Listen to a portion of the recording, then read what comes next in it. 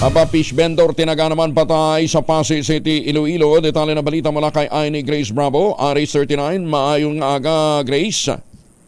Wala ng buhay nang natagpuan ng fish vendor sa labas ng kanyang bahay sa Barangay Nueva Union, Pasig City, Iloilo. Kinilalang biktima kay Nick Baterna na may sugat ng pananaga sa lieg at kaliwang kamay.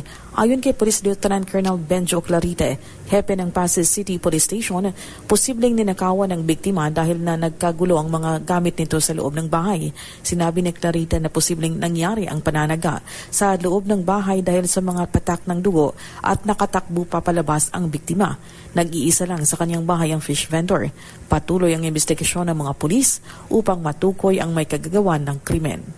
Mula sa Aksyon na Radyo Iloilo, ito sa RH39, ay ni Grace Bravo para sa DZRH. Una sa Pilipinas, una sa Pilipino. Damong salamat, Grace.